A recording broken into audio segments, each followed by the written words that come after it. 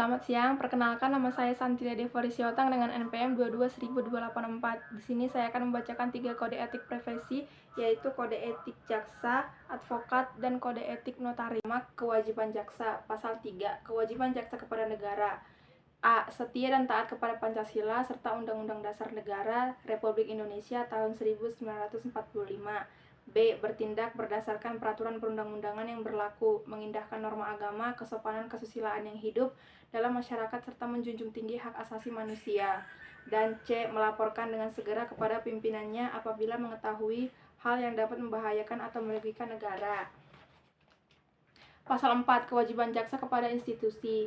A. Menerapkan doktrin Tri Karma Adiaksa dalam melaksanakan tugas dan wewenangnya. B. Menjunjung tinggi sumpah dan atau janji jabatan jaksa. C. Menjalankan tugas sesuai dengan visi dan misi Kejaksaan Republik Indonesia. D. Melaksanakan tugas sesuai peraturan kedinasan dan jenjang kewenangan. E. Menampilkan sikap kepemimpinan melalui ketauladanan, keadilan, ketulusan, serta kewibawaan. Dan F. Mengembangkan semangat kebersamaan dan soliditas serta saling memotivasi untuk meningkatkan kinerja dengan menghormati hak dan kewajibannya.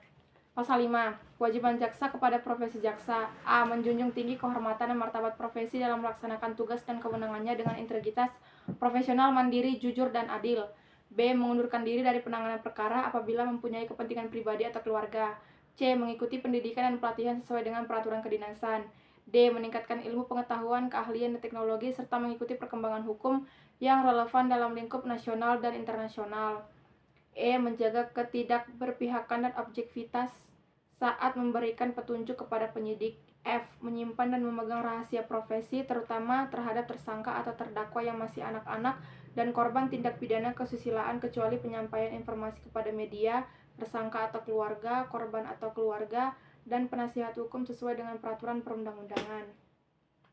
G. Memastikan terdakwa, saksi, dan korban mendapatkan informasi serta jaminan atas haknya sesuai dengan peraturan perundang-undangan dan hak asasi manusia. Dan H. Memberikan bantuan hukum, pertimbangan hukum, pelayanan hukum, penegakan hukum, atau tindakan hukum lain secara profesional, adil, efektif, efisien, konsisten, transparan, dan menghindari terjadinya benturan kepentingan dengan tugas bidang lain. Pasal 6. Kebijakan jaksa kepada masyarakat. A. Memberikan pelayanan prima dengan menjunjung tinggi supremasi hukum dan hak asasi manusia. Dan B. Menerapkan pola hidup dengan sesuai nilai-nilai yang berlaku dalam masyarakat. Kedua, integritas. Pasal 7. 1. Dalam melaksanakan tugas profesi jaksa dilarang A. Memberikan atau menjanjikan sesuatu yang dapat memberikan keuntungan pribadi secara langsung maupun tidak langsung bagi diri sendiri maupun orang lain dengan menggunakan nama atau cara apapun. B. Meminta dan atau menerima hadiah dan atau keuntungan dalam bentuk apapun dari siapapun yang memiliki kepentingan baik langsung maupun tidak langsung. C. Menangani perkara yang mempunyai kepentingan pribadi atau keluarga ataupun finansial secara langsung maupun tidak langsung. D. Melakukan pemufakatan secara melawan hukum dengan pihak yang terkait dalam penanganan perkara. E. Memberikan perintah yang bertentangan dengan norma hukum yang berlaku. F. Merekayasa fakta-fakta hukum dalam penanganan perkara. G. Menggunakan kewenangannya untuk melakukan penekanan secara fisik dan atau psikis. Dan H. Menggunakan barang bukti dan alat bukti yang patut diduga telah direkayasa atau diubah atau dipercaya telah didapatkan melalui cara-cara yang melanggar hukum. 2. Jaksa wajib melarang keluarganya meminta dan atau menerima hadiah atau keuntungan dalam bentuk apapun dari siapapun yang memiliki kepentingan baik langsung maupun tidak langsung dalam pelaksanaan tugas profesi jaksa. 3. Kemandirian. Pasal 8. Jaksa melaksanakan tugas, fungsi, dan kewenangannya. A. Secara mandiri terlepas dari pengaruh kekuasaan pemerintah maupun pengaruh kekuasaan lainnya. Dan B. Tidak terpengaruh oleh kepentingan individu maupun kepentingan kelompok serta tekanan publik maupun media. Kedua, jaksa dibenarkan menolak perintah atasan yang melanggar norma hukum dan kepadanya diberikan perlindungan hukum. 3. Penolakan sebagaimana dimaksud pada ayat 2 disampaikan secara tertulis kepada yang memberikan perintah dengan menyebutkan alasan dan ditebuskan kepada atasan pemberi perintah. 4. Ketidakberpihakan. Pasal 9. Dalam melaksanakan tugas profesi jaksa dilarang A. Bertindak diskriminatif berdasarkan suku, agama, ras, gender, golongan sosial, dan politik dalam pelaksanaan tugas profesinya. B. Merangkap menjadi pengusaha, pengurus atau karyawan badan usaha milik negara atau daerah, badan usaha swasta, pengurus atau anggota partai politik, advokat, dan atau C. Memberikan dukungan kepada calon atau wakil presiden, Dewan Perwakilan Rakyat, Dewan Perwakilan Daerah, Dewan Perwakilan Rakyat Daerah, dan calon kepala daerah atau wakil kepala daerah dan kegiatan pemilihan. 5. Perlindungan. Pasal 10. Jaksa mendapatkan perlindungan dari tindakan yang sewenang-wenang dalam melaksanakan. Pasal 11. Jaksa dalam melaksanakan tugas profesi jaksa berhak A. Melakukan fungsi jaksa tanpa intimidasi, gangguan, dan pelecehan. B. Mendapatkan perlindungan hukum untuk tidak dipersalahkan sebagai akibat dari pelaksanaan tugas dan fungsi jaksa yang dilakukan sesuai dengan peraturan yang berlaku. C. Mendapatkan perlindungan secara fisik termasuk keluarganya oleh pihak yang berwenang jika keamanan pribadi terancam sebagai berikut. C. Mendapatkan perlindungan secara fisik termasuk keluarganya oleh pihak yang berwenang jika keamanan pribadi terancam sebagai berikut dari pelaksanaan tugas dan fungsi jaksa yang dilakukan sesuai dengan peraturan yang berlaku. D. Mendapatkan pendidikan dan pelatihan baik teknis maupun non-teknis. E. Mendapatkan sarana yang layak dalam menjalankan tugas, remunerasi, gaji, serta penghasilan lain sesuai dengan peraturan yang berlaku. F. Mendapatkan kenaikan pangkat, jabatan, dan atau promosi berdasarkan parameter objektif, kualifikasi profesional, kemampuan, integritas, kinerja, dan pengalaman, serta diputuskan sesuai dengan prosedur yang adil dan tidak memihak. G. Memihak kebebasan berpendapat dan berekspresi kecuali dengan tujuan untuk membentuk opini publik dan dapat merugikan penegakan hukum. Dan H. Mendapatkan proses pemeriksaan yang cepat, adil, dan evaluasi serta keputusan objektif berdasarkan peraturan yang berlaku dalam hal jaksa melakukan tindakan indisipliner. Selanjutnya, etika profesi advokat. Komite Kerja Advokat Indonesia yang terdiri dari Ikatan Advokat Indonesia atau IKADIN, Asosiasi Advokat Indonesia atau AAI, Ikatan Penasehat Hukum Indonesia atau IPHI, Himpunan Advokat dan Pengacara Indonesia atau HAPI, Serikat Pengacara Indonesia atau SPI, Asosiasi Konsultasi Hukum Indonesia atau AKHI, Himpunan Konsultan Hukum Pasar Modal atau HIKHPM secara bersama-sama telah mengeluarkan kode etik advokat sebagai berikut. Yang pertama, kepribadian advokat. Pasal 2, advokat Indonesia adalah warga negara Indonesia yang bertakwa kepada Tuhan Yang Maha Esa, bersikap satria, jujur dalam mempertahankan keadilan dan kebenaran, dilandasi moral tinggi, luhur, dan mulia, serta dalam melaksanakan tugasnya menjunjung tinggi hukum, Undang-Undang Dasar Republik Indonesia, kode etik advokat, serta sumpah jabatannya. Pasal 3, advokat dapat menolak untuk memberi nasihat dan bantuan hukum kepada setiap orang yang memerlukan jasa dan atau bantuan hukum dengan pertimbangan oleh karena tidak sesuai dengan keahliannya dan bertentangan dengan hati nuraninya, tetapi tidak dapat menolak dengan alasan karena perbedaan agama, kepercayaan, suku, keturunan, jenis kelamin, keyakinan politik, dan kedudukan sosialnya. B. Advokat dapat melakukan tugasnya tidak bertujuan semata-mata untuk memperoleh imbalan materi, tetapi lebih mengutamakan tegaknya hukum, kebenaran, dan keadilan. C. Advokat dalam menjalankan profesinya adalah bebas dan mandiri serta tidak dipengaruhi oleh siapapun dan wajib memperjuangkan hak-hak asasi manusia dalam negara hukum Indonesia. D. Advokat wajib memelihara rasa solidaritas di antara teman sejawat. E. Advokat wajib memberikan bantuan dan pembelaan hukum kepada teman sejawat yang diduga atau didakwa dalam suatu perkara pidana atas permintaannya atau karena penunjukan organisasi profesi. F. Advokat tidak dibenarkan untuk melakukan pekerjaan lain yang dapat merugikan kebebasan, derajat, dan martabat advokat. G. Advokat harus senantiasa menjunjung tinggi profesi advokat sebagai profesi terhormat. H. Advokat dapat menjalankan profesinya harus bersikap sopan terhadap semua pihak namun wajib mempertahankan hak dan martabat advokat. I. Seorang advokat yang kemudian diangkat untuk menduduki suatu jabatan negara atau eksekutif, legislatif, dan yudikatif tidak dibenarkan untuk berpraktik sebagai advokat dan tidak diperkenankan namanya dicantumkan atau dipergunakan oleh siapapun atau oleh kantor manapun dalam suatu perkara yang sedang diproses atau berjalan selama ia menduduki jabatan tersebut. Kedua, hubungan dengan klien. Pasal 4. A. Advokat dalam perkara perdata harus mengutamakan penyelesaian dengan jalan damai. B. Advokat tidak dibenarkan memberikan keterangan yang dapat menyesatkan klien mengenai perkara yang sedang diurusnya. C. Advokat tidak dibenarkan menjamin kepada kliennya bahwa perkara yang ditanganinya akan menang. D. Dalam menentukan besarnya honorarium, advokat wajib mempertimbangkan kemampuan klien. E. Advokat tidak dibenarkan membebani klien dengan biaya-biaya yang tidak perlu. F. Advokat dalam mengurus perkara cuma-cuma harus memberikan perhatian yang sama terhadap perkara untuk mana ia menerima uang jasa. G. Advokat harus menolak mengurus perkara yang menurut keyakinannya tidak ada dasar hukumnya. H. Advokat wajib memegang rahasia jabatan tentang hal-hal yang diberitahukan oleh klien secara kepercayaan dan wajib tetap menjaga rahasia itu setelah berakhirnya hubungan antara advokat dan klien itu. I. Advokat tidak dibenarkan melepaskan tugas yang dibebankan kepadanya pada saat yang tidak menguntungkan posisi klien atau pada saat tugas itu akan dapat menimbulkan kerugian yang tidak dapat diperbaiki lagi bagi klien yang bersangkutan dengan tidak mengurangi ketentuan sebagaimana dimaksud dalam pasal 3 huruf A.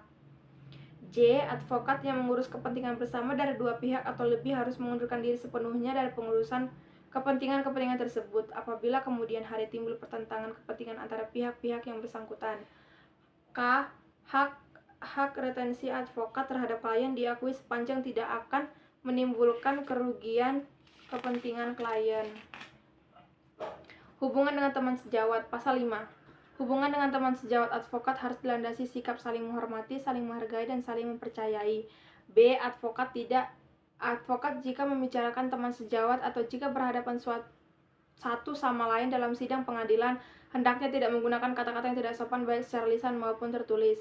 C. Keberatan terhadap tindakan teman sejawat yang dianggap bertentangan dengan kode etik advokat harus diajukan kepada Dewan Kehormatan untuk diperiksa dan tidak dibenarkan untuk disiarkan melalui media massa atau cara lain. D. Advokat tidak diperkenankan menarik atau merebut seorang klien dari teman sejawat. E. Apabila klien hendak mengganti advokat, maka advokat yang baru hanya dapat menerima perkara itu setelah menerima bukti pencabutan pemberian kuasa kepada advokat semula dan berkewajiban mengingatkan klien untuk memenuhi kewajibannya apabila masih ada terhadap advokat semula.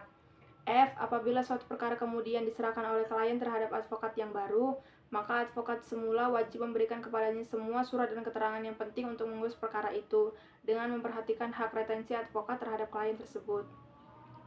4. Teman sejawat asing. Pasal 6. Advokat asing yang berdasarkan peraturan perundang-undangan yang berlaku menjalankan profesinya di Indonesia tunduk kepada serta wajib menaati kode etik ini. 5. Cara bertindak menangani perkara. Pasal 7. A.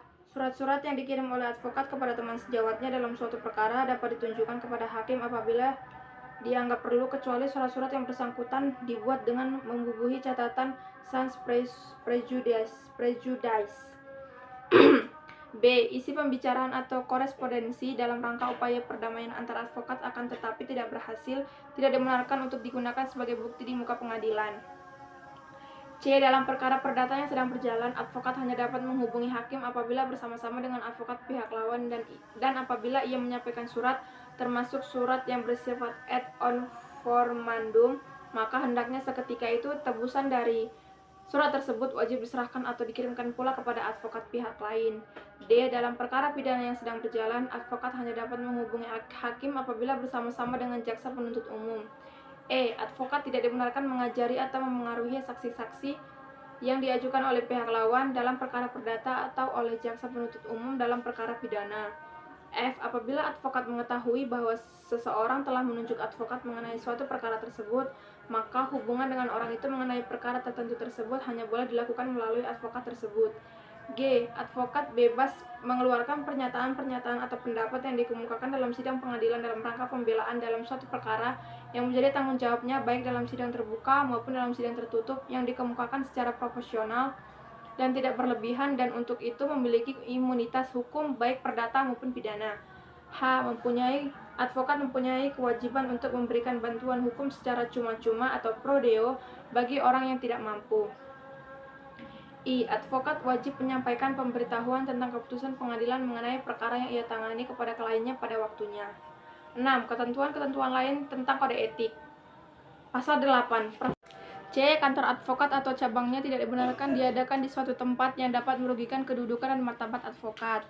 D. Advokat tidak dibenarkan mengizinkan orang yang bukan advokat mencantumkan namanya sebagai advokat di papan nama kantor advokat atau mengizinkan orang yang bukan advokat tersebut untuk memperkenalkan dirinya sebagai advokat. E. Advokat tidak dibenarkan mengizinkan karyawan-karyawan tidak berkualifikasi untuk mengurus perkara atau memberi nasihat hukum kepada klien dengan lisan atau dengan tulisan.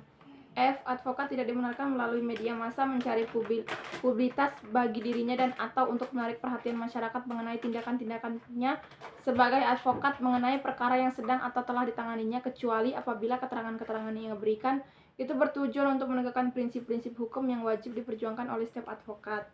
G. Advokat dapat mengundurkan diri dari perkara yang akan dan atau diurusnya apabila timbul perbedaan dan tidak dicapai kesepakatan tentang cara penanganan perkara dengan kliennya. H. Advokat yang sebelumnya pernah menjabat sebagai hakim atau panitera dari suatu lembaga pengadilan tidak dibenarkan untuk memegang atau menangani perkara yang diperiksa pengadilan tempatnya berakhir bekerja selama 3 tahun semenjak ia berhenti dari pengadilan tersebut.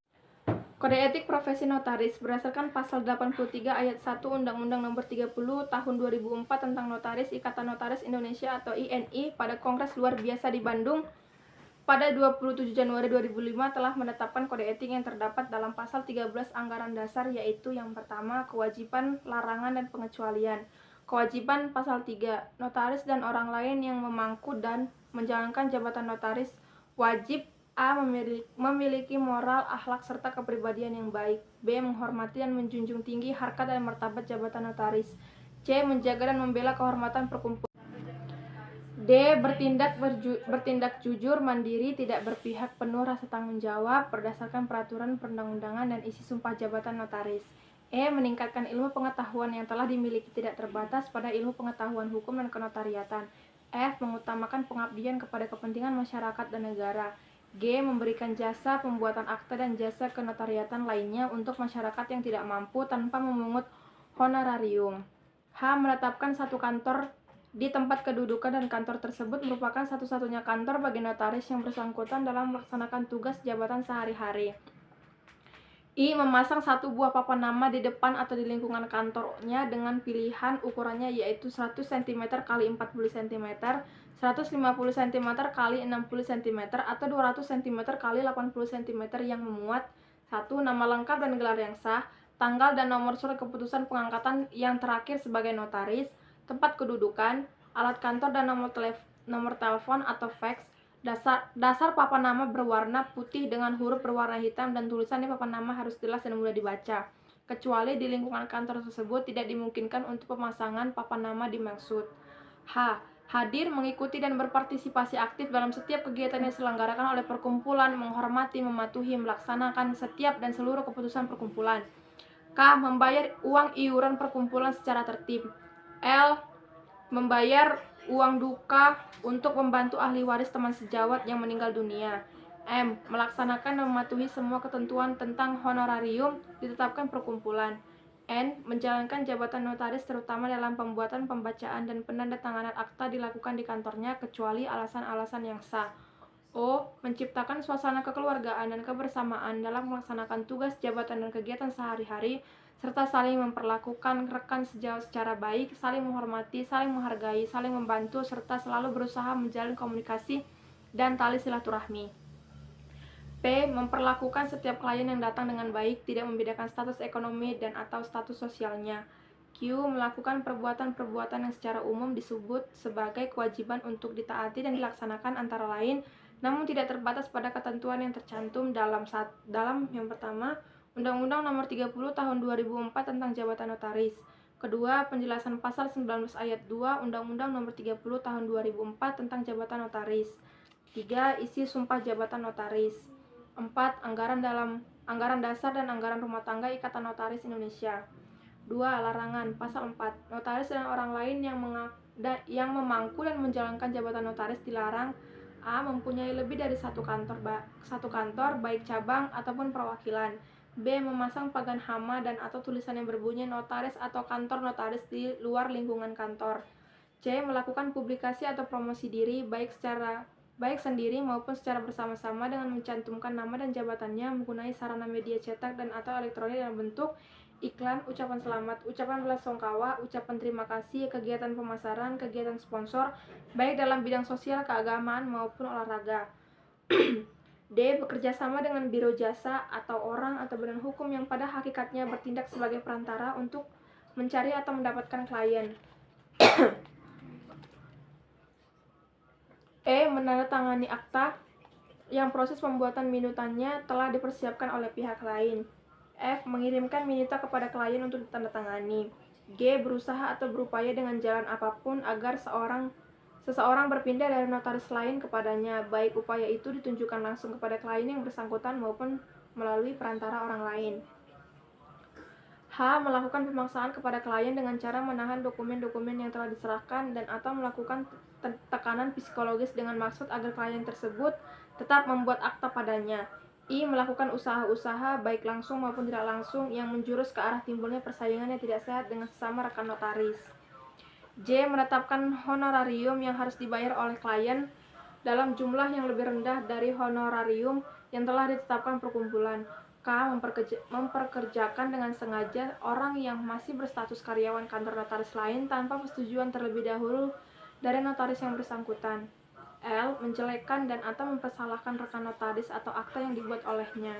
Dalam hal seorang notaris menghadapi dan atau menemukan suatu akta yang dibuat oleh rekan sejawat yang ternyata di dalamnya terdapat kesalahan-kesalahan yang serius dan atau membahayakan klien, maka notaris tersebut wajib memberitahukan kepada rekan sejawat yang bersangkutan atas kesalahan yang dibuatnya dengan cara tidak bersifat menggurui, melainkan untuk mencegah timbulnya hal-hal yang tidak diinginkan terhadap klien yang bersangkutan ataupun rekan sejawat tersebut. M. Membentuk kelompok sesama rekan sejawat yang bersifat eksklusif dengan tujuan untuk melayani kepentingan suatu instansi atau lembaga apabila menutup kemungkinan bagi notaris lain untuk berpartisipasi. N. Menggunakan dan mencantumkan gelar yang tidak sesuai dengan peraturan perundang-undangan yang berlaku. O. Melakukan perbuatan-perbuatan lain yang secara umum disebut sebagai pelanggaran terhadap kode etik notaris, antara lain namun tidak terbatas pada pelanggaran-pelanggaran terhadap: pertama, ketentuan-ketentuan dalam Undang-Undang Nomor 30 Tahun 2004 tentang Jabatan Notaris. 2. Penjelasan pasal 19 ayat 2 Undang-Undang Nomor 30 Tahun 2004 tentang Jabatan Notaris. 3. Isi sumpah jabatan notaris. 4. Hal-hal yang menurut keputusan anggaran dasar, anggaran rumah tangga, dan atau keputusan-keputusan lain yang telah ditetapkan oleh Organisasi Ikatan Notaris Indonesia tidak boleh dilakukan oleh anggota. 3. Pengecualian. Pasal 5. Hal-hal yang tersebut di bawah ini merupakan pengecualian, oleh karena itu tidak termasuk pelanggaran, yaitu: A. Memberikan ucapan selamat, ucapan berduka cita dengan mempergunakan kartu ucapan, surat, karangan bunga, ataupun media lainnya yang tidak mencantumkan notaris tetapi hanya nama saja. P. Pemuatan nama dalam alamat notaris dalam buku panduan telepon, faks, dan telex yang diterbitkan secara resmi oleh PT Telkom dan atau instansi-instansi dan atau lembaga-lembaga resmi lainnya.